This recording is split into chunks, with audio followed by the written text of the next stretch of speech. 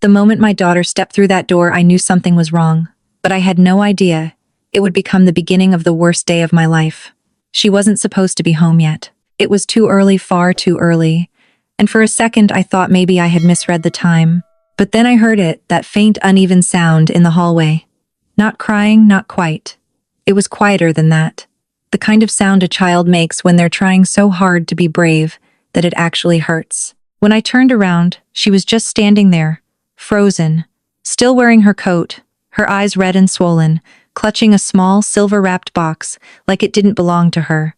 She didn't run to me. She didn't say, "Mom." She just held the box out with trembling hands like it was too heavy to carry, even though it looked almost weightless.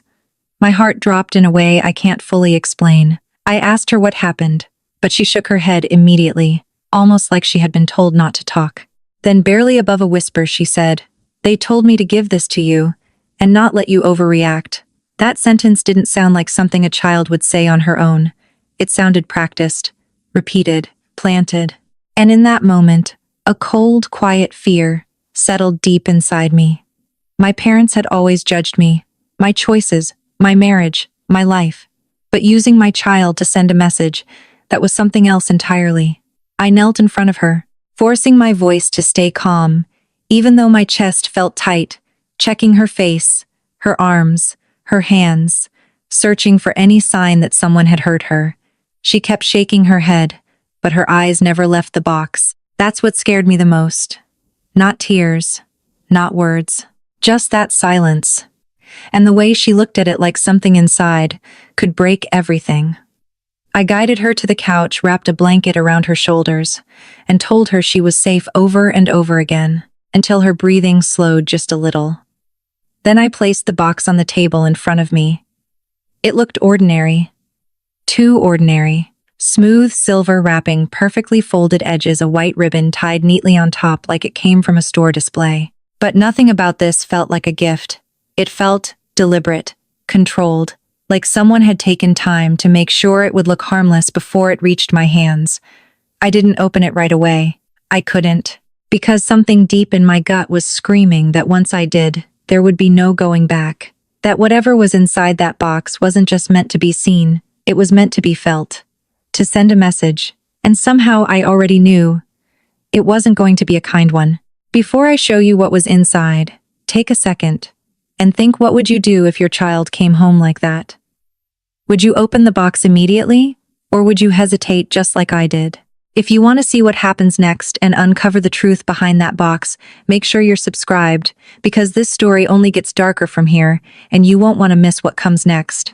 To understand why that box terrified me the way it did, you have to understand the house I grew up in, because fear didn't start that day.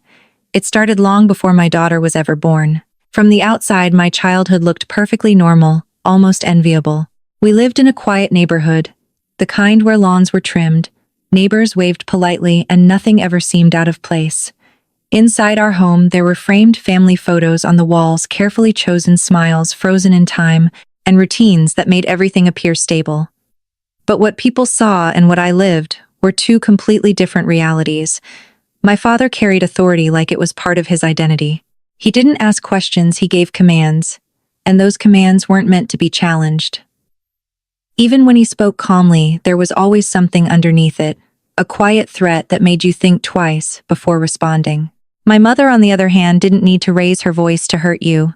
She had a way of reshaping every situation until you questioned your own feelings. If my father criticized me, she would say he only wanted the best for me. If I felt hurt, she would remind me that I was being too sensitive. And if I ever cried, she would say I should be grateful because other children had it worse. That combination, control from one side and quiet manipulation from the other, taught me something very early in life. Peace in our house came at the cost of silence. So I learned to stay quiet. I learned to read the room before speaking, to shrink my reactions, to pretend things didn't hurt even when they did. It became second nature. I didn't even realize how deeply it shaped me until I was older. When I finally left that house and started building a life of my own, I thought distance would be enough to fix everything. I believed that if I created something different, something healthier, it would somehow undo what I had grown up with. But people like my parents don't let go that easily. They don't see independence as growth. They see it as rejection. Every decision I made without their approval became a problem. My career choice wasn't good enough. My home wasn't impressive enough. And when I got married, instead of being happy for me, my father treated it like I had made a mistake he needed to correct. He didn't trust my judgment because it wasn't his. And my mother made sure I felt that disapproval in quieter, more subtle ways, comments that sounded harmless on the surface, but lingered long after they were said. When my daughter came into our lives, something shifted, but not in the way I had hoped. Instead of softening, their need for control found a new target. Suddenly, every visit came with opinions, corrections, and judgments about how I was raising her. What she wore, how she spoke, what she learned, what she liked. It was all under scrutiny. At first, I tried to manage it. I told myself they were just being grandparents. But deep down, I recognized the pattern. It was the same one I had grown up with, just redirected. And that's when I started setting boundaries, even though it felt uncomfortable, even though it caused tension. Because I knew something I didn't understand as a child. I knew that silence wasn't peace. Silence was permission, and I was no longer willing to give them that. So when my daughter stood in front of me holding that box, shaking, unable to speak freely, I didn't just see fear in her eyes. I saw history repeating itself. And that was something I refused to let happen again. If this story is hitting closer to home than you expected, make sure you're subscribed, because what happens next isn't just about one moment, it's about what it takes to finally break a pattern that should have ended long ago. I thought building my own life would finally put distance between me and everything I had grown up with. But what I didn't realize was that distance doesn't always break control, it just changes the way it shows up. When I met Ethan, it was the first time I felt something steady, something safe, something that didn't come with conditions I had to constantly meet. He wasn't loud or impressive in the way my parents valued. He didn't chase status, didn't care about appearances, and he never tried to control me. And maybe that was exactly why my parents never accepted him. To them, he wasn't the kind of man they could show off. He wasn't someone they could use to elevate their image. But to me, he was everything I had needed. My whole life calm, patient, and kind, in a way that didn't feel performative. When we got married, I knew it would create tension, but I underestimated just how much resentment it would bring out. My father didn't argue loudly at first. He didn't have to. His silence carried judgment, and every look he gave Ethan felt like a quiet challenge. My mother, as always, took a different approach. She smiled, asked polite questions, and then later made small comments that stayed in my head longer than they should have. "You deserve someone more established," she once said, casually, as if she was offering advice, not criticism. I ignored it, or at least I tried to, because for the first time in my life, I was choosing something for myself, and I wasn't willing to let their opinions take that away from me. When our daughter was born, I believed naively that everything might change. I thought becoming grandparents would soften them, that it would shift their focus from control to love. And for a short time, it almost seemed like that was happening. They showed up with gifts. They smiled. More, they asked about her milestones. But it didn't take long before I saw the pattern returning, just in a different form. The comments started small. What she wore was too casual. What she ate wasn't structured enough. The way we let her express herself was too loose. At first, it sounded like concern.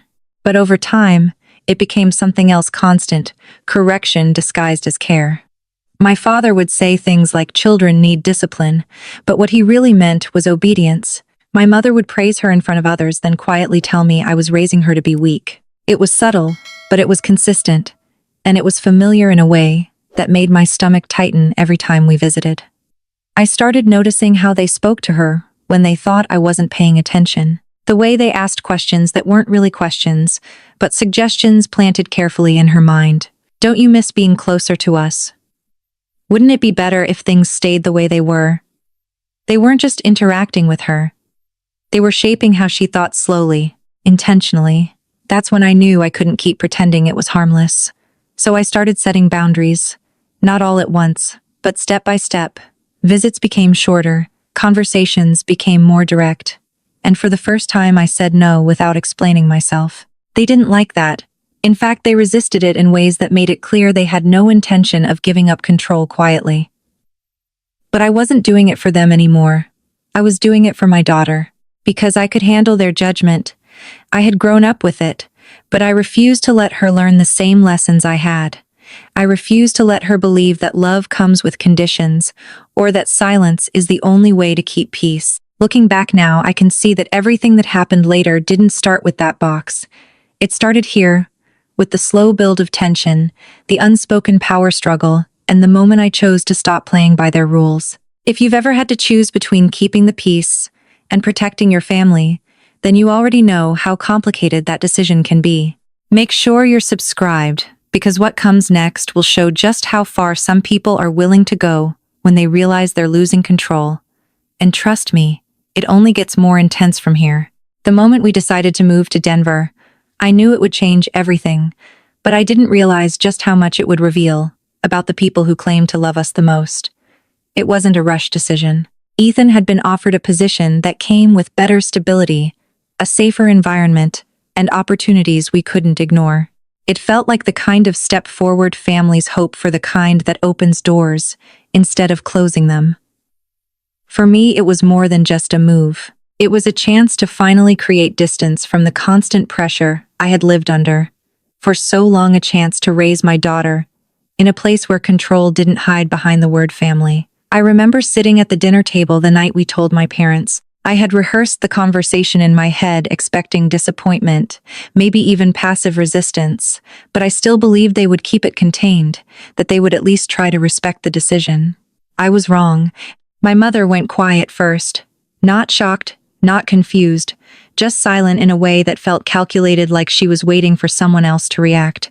My father didn't hesitate. He put his fork down slowly, looked directly at Ethan, and then shifted his gaze to me in a way that made the entire room feel smaller. "You don't get to take my granddaughter away," he said, his voice calm but firm, as if he were stating a fact instead of an opinion. That word might hit harder than anything else he could have said. Not your daughter, not our family, my granddaughter. Like she was something he owned, like our decision didn't matter. For a second, no one spoke. I could feel my daughter freeze beside me, her small movements stopping completely, like she had learned, just as I once did, that silence meant something important was happening. Ethan reached under the table and took my hand, grounding me before I reacted. I tried to keep my voice steady as I explained why this move mattered, why it was the best choice for our family. But my father wasn't listening. He wasn't interested in understanding. To him, this wasn't a conversation. It was a challenge to his authority. He leaned back slightly, studying me like I had just crossed a line I wasn't supposed to cross. "People who run away," he said slowly, "usually have something to hide." The implication was clear, even if the words weren't direct. My mother finally spoke then, but not to support me. She sighed softly, shook her head, and said, "We just thought you cared about keeping the family close." It sounded gentle, almost reasonable, but underneath it was the same familiar pressure, the same quiet attempt to make me feel like I was doing something wrong by choosing something different. That dinner ended without resolution, but it didn't end without consequence. Something shifted that night. The tension didn't explode, it settled, heavy and unresolved, like a storm waiting for the right moment to break. In the days that followed, I tried to convince myself it would pass, that they would adjust, that time would soften their reaction. But instead of anger, something else took its place, something quieter, more controlled, and somehow more unsettling. They didn't argue. They didn't push back directly. They changed their approach. And looking back now, that was the moment I should have been most cautious. Because when people like my parents stop fighting openly, it doesn't mean they've accepted anything. It means they've started planning. If you think this is just a family disagreement, stay with me. Because what happened next wasn't about disagreement at all. It was about control, and how far some people are willing to go to keep it. Make sure you're subscribed so you don't miss the next part, because this is exactly where everything started to take a darker turn. A week after that dinner, everything changed, but not in the way I expected. There was no argument, no angry messages, no attempt to confront us again. Instead, my parents became kind. At least that's how it looked on the surface. My mother started texting me every morning, simple messages filled with warmth she had never shown so consistently before. "Hope you're having a good day. Give her a hug for me. Little heart emojis followed, as if we were suddenly the kind of family that shared affection easily. My father, who rarely apologized for anything, even left me a voicemail saying he had been too harsh and didn't want his granddaughter to remember him as an angry man. If I hadn't known them my entire life, I might have believed it. If I hadn't spent years learning how quickly kindness could turn into control, I might have felt relieved. But instead, something about it made me uneasy in a way I couldn't ignore. It wasn't what they were doing. It was how suddenly they were doing it. There was no gradual shift, no real conversation, no acknowledgement of what had actually happened at that dinner. Just a complete change in tone, like someone had flipped a switch. And that kind of change doesn't happen without a reason. Still, my daughter didn't see what I saw. To her, it felt like everything was getting better. Her grandmother asked about her drawings.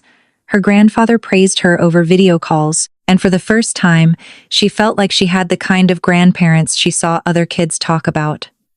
I watched her light up during those calls, and part of me wanted to believe it too, because no matter how complicated things were between me and my parents, I wanted her to have something simple, something safe. But hope can be dangerous when it makes you ignore what you already know. For 2 weeks, they were perfect. Not just polite perfect. They respected boundaries. They didn't criticize. They didn't push. Every interaction felt measured, controlled, almost rehearsed. And that's what finally made it clear to me that something wasn't right. People don't change that completely without effort, and effort usually leaves traces. This didn't feel like effort. It felt like strategy. The invitation came shortly after. A simple message from my mother, suggesting a farewell brunch before we moved. She said it gently without pressure, emphasizing that it would just be a quiet moment together. Something for my daughter to remember before everything changed. On the surface, it sounded reasonable. Thoughtful even, but the timing combined with everything that had happened made it feel like something else. I didn't say yes right away. Instead, I called Rachel. She had always been the one person who could see things clearly when I started second-guessing myself. I explained everything, the sudden kindness, the messages, the invitation, and she didn't tell me what to do. She just asked one question: what boundaries are in writing? That question stayed with me longer than anything else she could have said, because it reminded me that trust, especially in situations like this, shouldn't be based on words alone. So I wrote everything down, every condition, every limit, every expectation. The visit would be short. There would be no surprises.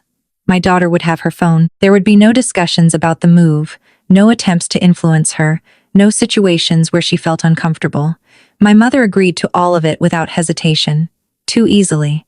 My father didn't argue. He just responded with a simple acknowledgement that felt strangely out of character. Ethan read the messages twice and said quietly, "I don't like this." I didn't like it either. But my daughter was excited. And sometimes the hardest part of being a parent is deciding when to trust your instincts and when to let your child experience something you're not sure about. Looking back, that was the moment everything was already in motion, even if I couldn't see it yet.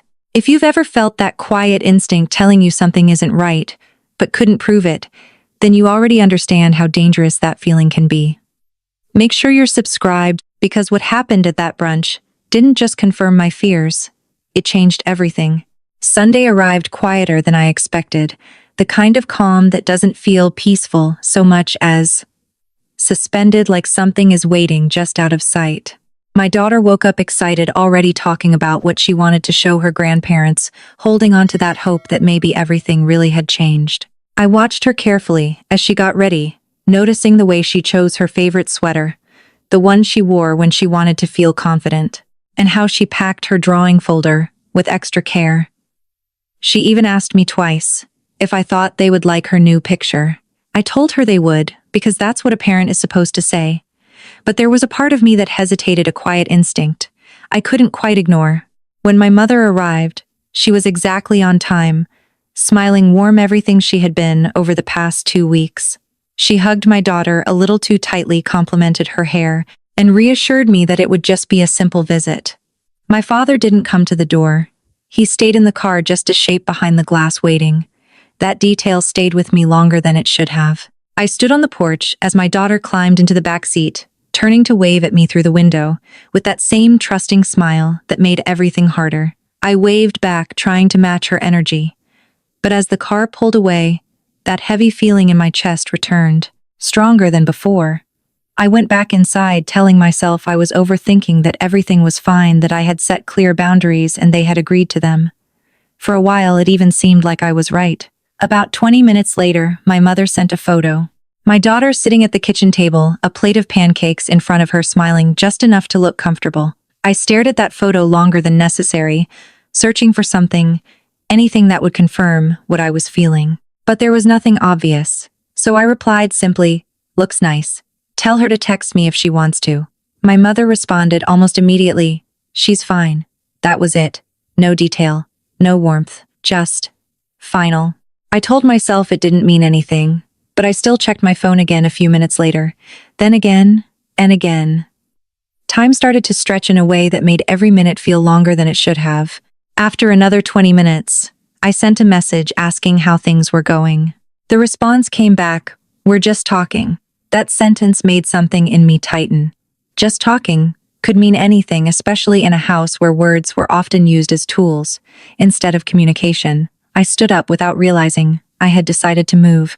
I grabbed my keys, already planning to drive over, telling myself I was just being cautious, just checking in, just making sure everything was okay.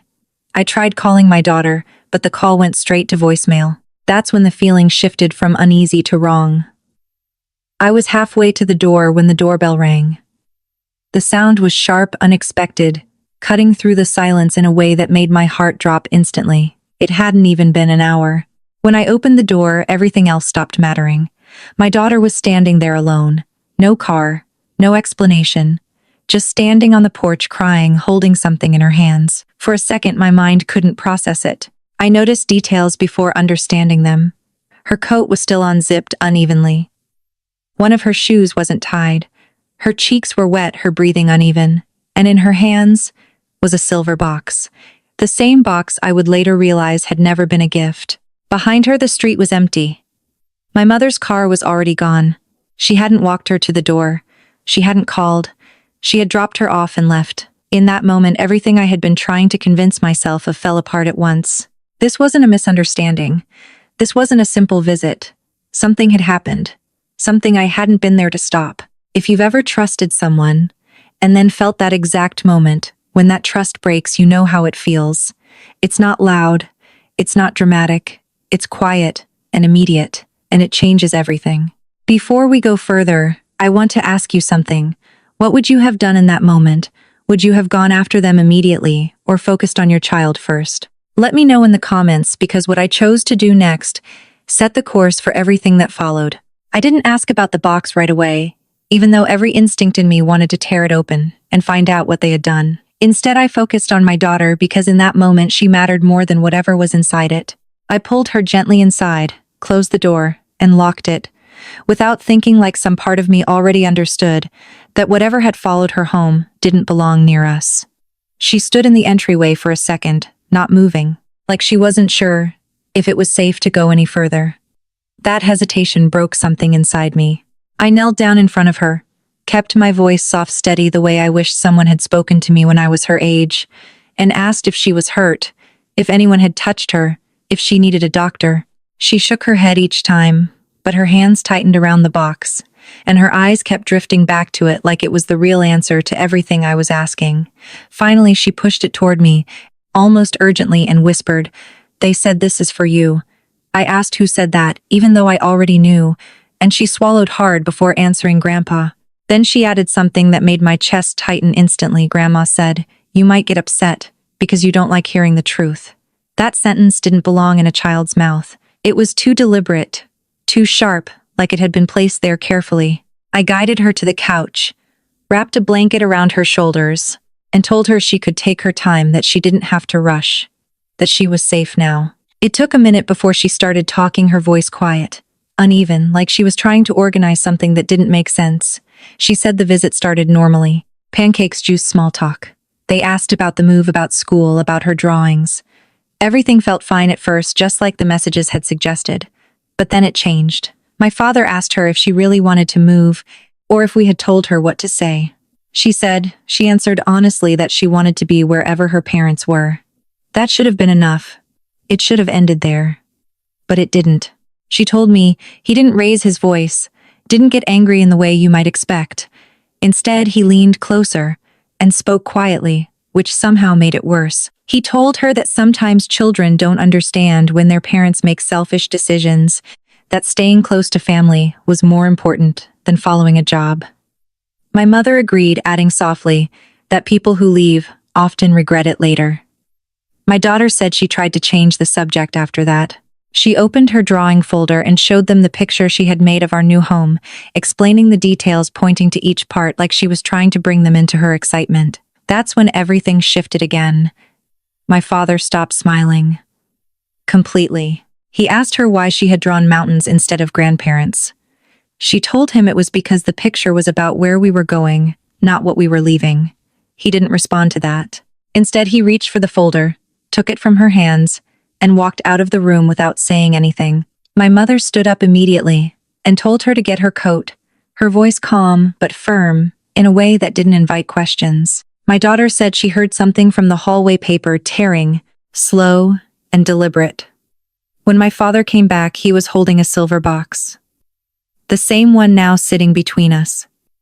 He placed it in her hands and told her to give it to me. He told her not to overreact if I seemed upset, that sometimes people needed to be shocked to understand the truth.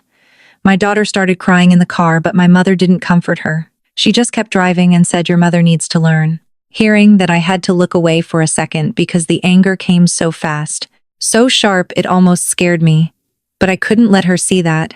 Not yet, not like that. So I stayed calm. I told her she had done nothing wrong, that none of this was her fault, that adults should never use children to send messages or make them feel afraid. She nodded, but she didn't look convinced. Then she said something quietly that I'll never forget. "I think there's something bad inside." And the way she said it wasn't fear of the unknown. It was certainty. If you've been following this story, I want to hear from you at this point. What do you think was inside that box? And more importantly, what would you have done next? Tell me in the comments, because what I chose to do is where everything truly began to change. I knew I couldn't wait any longer. The moment my daughter said there was something bad inside, that hesitation I had been holding on to disappeared completely. But I still didn't open it right away. Not recklessly, not without thinking. Instead, I moved the box away from her, placing it carefully on the kitchen counter, putting distance between her and whatever was inside. I told her to stay on the couch, to keep the blanket around her, to not come closer, no matter what happened. My voice sounded calm, controlled, but my hands, they were shaking more than I wanted to admit. The box looked so ordinary, sitting there wrapped neatly in silver paper, tied with a clean white ribbon. It almost felt insulting how something so carefully presented could carry something so wrong. I untied the ribbon slowly, my fingers clumsy every second, stretching longer than it should have.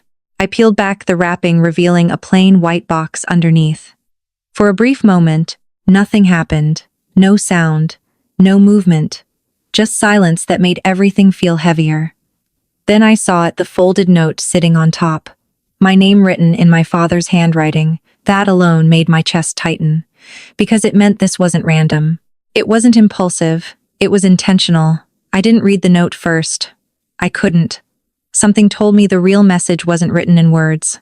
So I lifted the lid. At first, my brain didn't process what I was seeing. It took a second, maybe longer, for it to make sense. Torn paper, red streaks, fragments of something familiar, but broken beyond recognition. Then it hit me. It was her drawing, the one she had been so excited to show them, the one she packed so carefully that morning. It had been ripped into pieces, not carelessly, but deliberately, like someone wanted every tear to mean something. Parts were missing, parts were separated.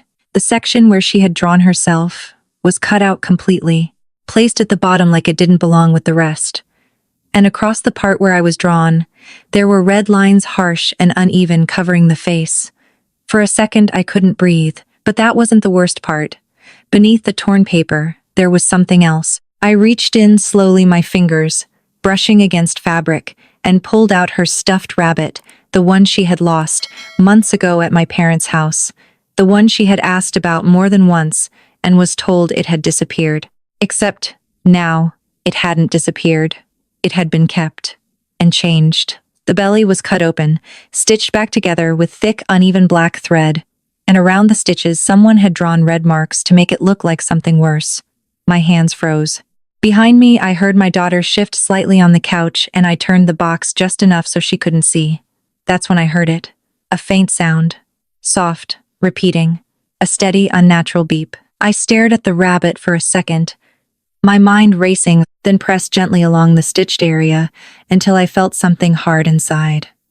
That's when everything changed. Because cruelty is one thing, but this was planning. I grabbed a pair of scissors, cut the stitches open carefully, and pulled out a small black device no bigger than a key.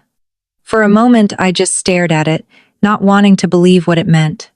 But deep down, I already knew. This wasn't just a message. It was control. It was surveillance. It meant they didn't just want to scare me, they wanted access.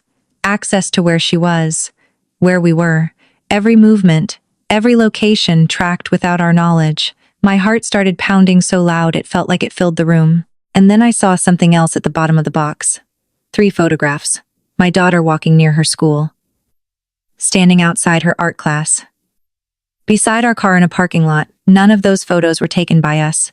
None of them were shared anywhere. Someone had been watching her, following her, and suddenly the note made sense without even reading it.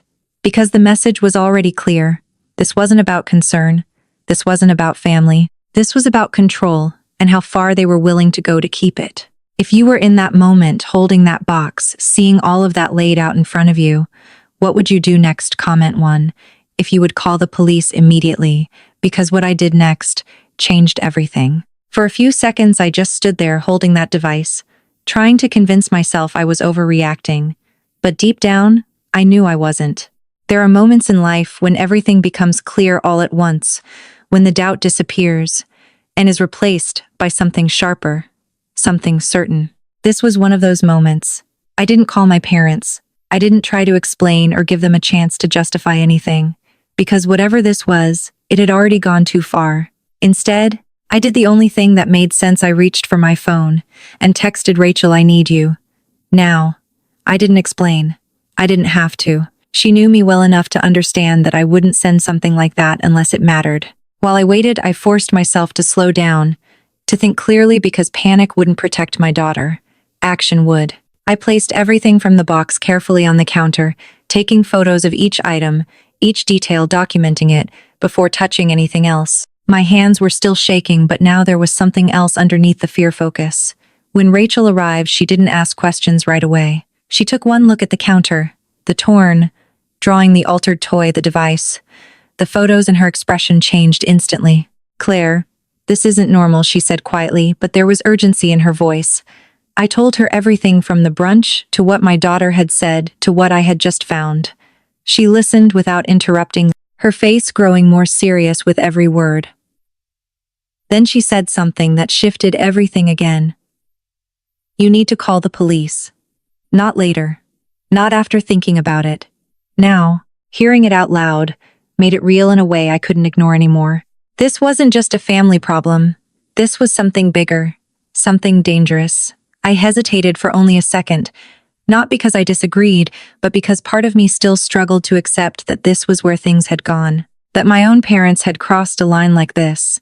But then I looked at my daughter still curled up on the couch, holding onto that blanket like it was the only thing keeping her steady. And that was enough. I called. My voice stayed steady as I explained the situation, even though my heart was racing.